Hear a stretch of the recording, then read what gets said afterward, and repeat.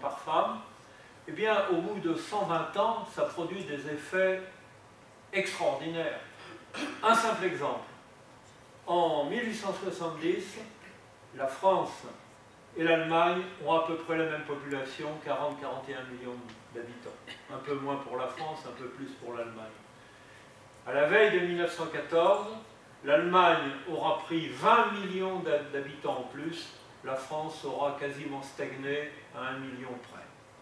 Donc c'est quelque chose d'énorme, et la France, qui était la Chine de l'Europe sous Louis XIV, eh bien, elle est dépassée, rattrapée et dépassée par l'Angleterre, et presque rattrapée par l'Italie à la veille de 1914.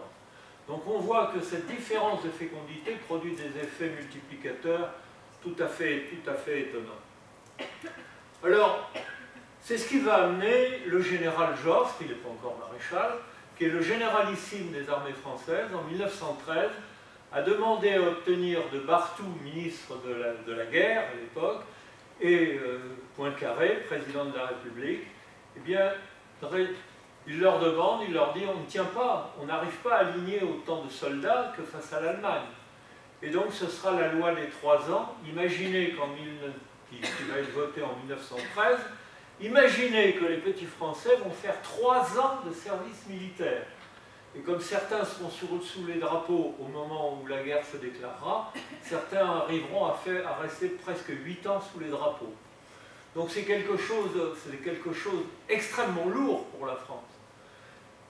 Bien sûr, ce qui va être lourd pour la France, pas seulement pour la France, mais particulièrement pour la France, qui est vieillie, qui a une population plus faible, ben ce sont les pertes de la guerre de 14-18, je les rappelle.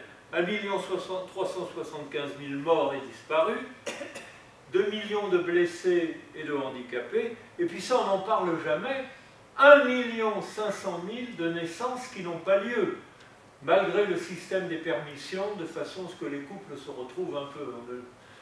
C'est comment dire, on en parle très peu de ce phénomène, mais il y a malgré tout une chute des enfants qui ne sont pas nés, 1 500 000. Et on arrivera à 600 000 veuves, on aura à peu près autant de ce que l'on appellera les veuves blanches, ce sont les fiancées, les promises, etc., qui verront partir leurs fiancés, leurs promis. Et on retrouvera en 1918-19 1100 femmes pour 1000 hommes. Alors, la France vieillit, a subi une saignée terrible, c'est quelque chose de... Surtout le monde rural, parce que ça aussi on en parle très peu. Les grandes pertes pendant la guerre de 14-18, c'est le monde rural, et puis ce sont les élites. Les officiers de réserve, ce sont qui? Ce sont les instituteurs, ce sont les fonctionnaires, ce sont les ingénieurs, etc. Parce que beaucoup d'ouvriers, et c'est très important, sont réquisitionnés pour les fabriques d'armement et de munitions. Donc on sait que la guerre de 14-18 a été pour le monde rural une véritable catastrophe. Alors, cette catastrophe, elle se manifeste très rapidement. D'une part, un déclassement industriel, d'autre part, une sclérose de la pensée militaire qui va se focaliser autour de la ligne Maginot, et puis une ineptie politique, puisqu'on a d'un côté, en matière de politique étrangère, on noue des alliances avec la Pologne, la Tchécoslovaquie, la Roumanie, etc., etc., ce qui aurait nécessité d'avoir une aviation puissante, d'avoir des forces mécanisées. Eh bien non, on se met derrière la ligne Maginot. Donc une sclérose de la pensée militaire extrêmement importante. Et alors, il y a eu, pendant la guerre de 14-18, rappelons-le, quand même quelques expériences. C'est-à-dire qu'on a servi aux veuves d'une part, et puis, mais surtout aux femmes des soldats mobilisés. On leur a servi, comment dire, une sorte de sursalaire également. Et puis, ma foi, tout de suite après la guerre, une société comme Michelin, par exemple, va adopter la même politique que les patrons lyonnais.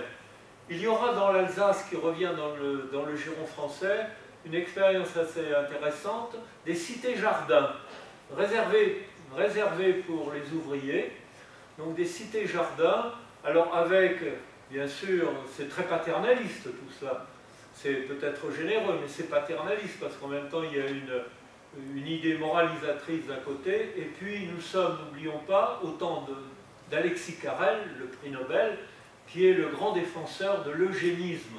Donc il y a une idée d'eugénisme qui est derrière. Et alors, peu après la guerre, donc, après cette saignée dont on se rend compte, eh bien, on va voir l'émergence de ce que l'on appelle la justice horizontale. On ne va pas faire, je vous rassure, on ne va pas faire de géométrie, pourtant on va parler d'horizontale et de verticale.